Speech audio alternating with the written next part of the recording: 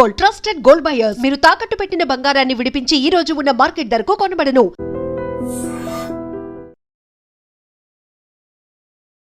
యూజువల్గానే కేటీఆర్ అనగానే well educated అనేది ఉంటుంది. చాలా బాగా మాట్లాడతారు. ఆరేటరీ స్కిల్స్ అనేవి ఉన్నాయి. మంచి ఒక డీసెంట్ పొలిటీషియన్ అనేది యంగ్ జనరేషన్కి ఒక యూత్ ఐకాన్ ఇవన్నీ ఉన్నప్పుడు కేటీఆర్ తన స్థాయిని తానే తగ్గించుకొని మాట్లాడుతున్నాడు. విమర్శలు కావచ్చు, ఈ మధ్యలో కొంచెం ఒక రకంగా అయితే అగ్రెసివ్గా కనిపిస్తున్నారు. అలా మాట్లాడాల్సినటువంటి అవసరం లేదేమో అనేటువంటి మీ కొంతమంది కార్యకర్తలు రామన్న ఇలా మాట్లాడకుండా ఉంటే బాగుండేది అనే రెండు విషయాలు చెప్తాను. ఒకటి, కుక్క కాడుకు చెప్పు దెబ్బ. అవతల వారికి అర్థమయ్యే భాషలోనే కొన్ని విషయాలు చెప్పాల్సి వస్తుంది. ఇప్పుడు 3 నెలల్లోనే పిల్లలు పుట్టించగలరా, ఎంత కండలు తిరిగిన ఉస్తాదైనా అని ముఖ్యమంత్రి గారు అంటే నేనేం చెప్పాలి ఆయనకి? మరి 30 నెలల్లో పిల్లలు పుట్టపోతే నేనేమనాలి అని అడిగాను. అది తప్ప ఉప్ప?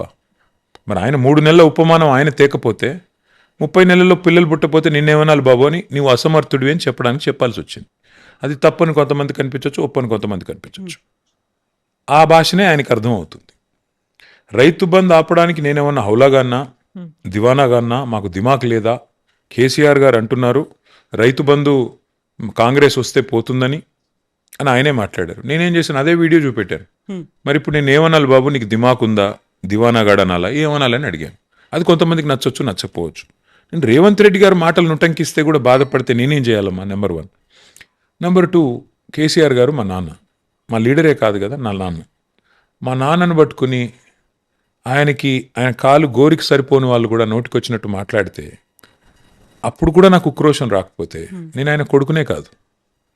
మా నాన్నను పట్టుకుని ఆయన చావును కోరుకుంటే కూడా నేను మాట్లాడకపోతే, నేను నా బాధను వ్యక్తం చేయకపోతే నేనేం మనిషిని? నాకు అర్థం కాదు.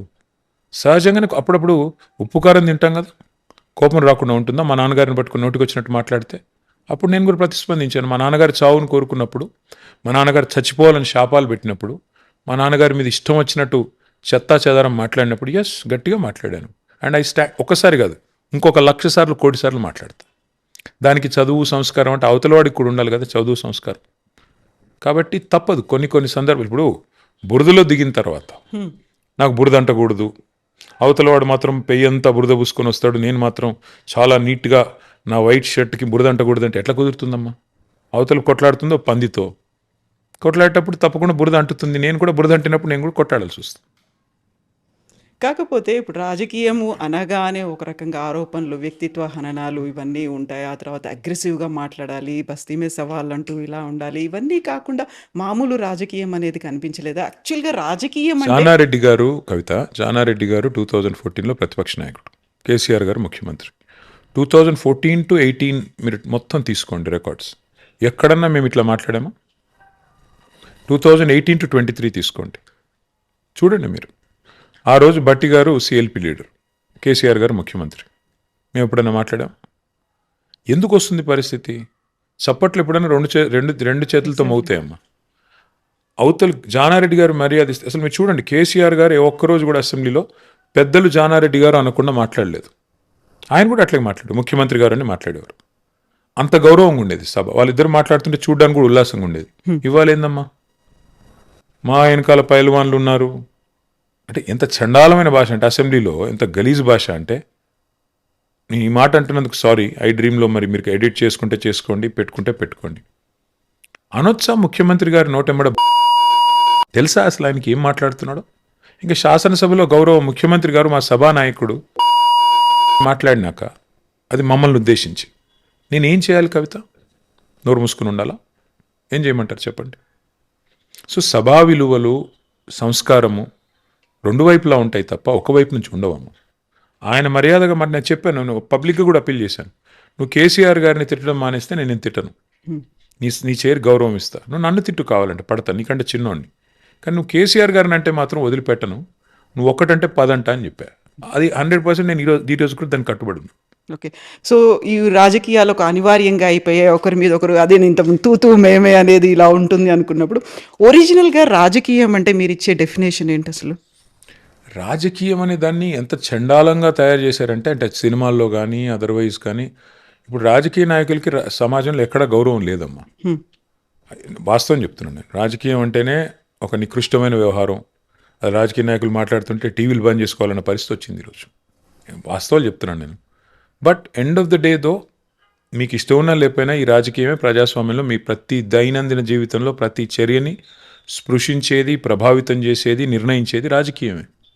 అల్టిమేట్గా ప్రజాప్రతినిధులు ఎవరైతే ఉన్నారో వారే తెల్లారలేస్తే మీరు మాడే ఉప్పు, పప్పు, సబ్బు, మీ బండిలో పోసుకునే డీజిల్, పెట్రోల్తో సహా అన్నిటి ధరలు, వాటి ట్యాక్సులు నిర్ణయించేది రాజకీయమే. కాబట్టి మీకు ఇష్టం ఉన్నా లేకపోయినా పట్టించుకోవాలి, పట్టింపు ఉండాలి. ఎలాంటి రాజకీయం కావాలో మీరు నిర్ణయించాలి. అది సమాజం ఆలోచించుకోవాలి. ఎలాంటి రాజకీయం ఉండాలి? మాట ఇచ్చి తప్పే రాజకీయం కావాలా? గ్యారంటీల పేరిట గారడీ చేసే రాజకీయం కావాలా? లేదా ఒక మాట ఇస్తే తప్పకుండా నిలబెట్టుకునే రాజకీయం కావాలా? ప్రజలు ఆలోచించుకోవాలి. సో ఇప్పుడు పార్టీల గురించి మాట్లాడుకున్నప్పుడు, రాజకీయాల గురించి మాట్లాడుకున్నప్పుడు ఎప్పుడైనా అరే బీఆర్ఎస్ పార్టీ ఈ తప్పు చేయకుండా ఉంటే బాగుండేది, ఇలాంటి పొరపాటు చేయకుండా చాలా ఉంటే చేసాం. బాగుండేది. చాలా చేసాం కవిత. ఒకటి అందరం మనుషులమే కదా. మేము తప్పు చేయలేదు, మేము దైవాంశ సంభూతులం అని నేను పొరపాటును కూడా అన్నాను. చాలా తప్పులు చేశాము, చాలా పొరపాట్లు జరిగినాయి. ఎగ్జాంపుల్ చెప్తాను. టీఎస్పీఎస్సీ పేపర్ లీక్ అయింది. తక్షణమే పీకి పారేయాలి ఆ బోర్డుని. ఆ బోర్డుని ఎత్త అవతల పాడేస్తే పిల్లల ఆగ్రహం తగ్గేది. ఆ బోర్డు దరిద్రం అంతా మేము మోసినట్టు అయింది. చివరికి తప్పు మాది కాదు, ఎవరో చేసిన తప్పు, కానీ ఆ దరిద్రం అంతా మాకు చుట్టుకుంది. తప్పే కదా అది. అట్లాంటివి ఎన్నో జరిగినాయి. డెఫినెట్గా ఇలాంటివి జరిగినాయి. రెండో తప్పు, మేము చేసిన పని సరిగ్గా చెప్పుకోలేదు. ఉదాహరణకు చెప్తాను. తెలంగాణ రాకముందు తెలంగాణ ప్రాంతంలో 5 మెడికల్ కాలేజీలే ఉండేదమ్మా. మేము ఒక్కటే రోజు 8 కొత్త మెడికల్ కాలేజీలు ప్రారంభించాం ప్రభుత్వంలో. కానీ దానికి అడ్వర్టైజ్మెంట్ కూడా ఇవ్వలేదు మేము. మరి అంతా కేవలం ఒక బటన్ నొక్కి, కేసీఆర్ గారు ఒక బటన్ నొక్కి 8 మెడికల్ కాలేజీలు ఒకటే రోజు ఆయన క్యాంప్ ఆఫీస్ నుంచి ప్రారంభించారు. ఇంకో ముఖ్యమంత్రి అయితే ఏం చేసేవారు? 8 మెడికల్ కాలేజీలకి ఒక్కొక్క చోట లక్ష మందితో మీటింగ్ పెట్టి వాళ్ళందరితో చప్పట్లు కొట్టించుకొని అక్కడ ప్రారంభించేవాళ్ళు. అది కూడా తప్పే.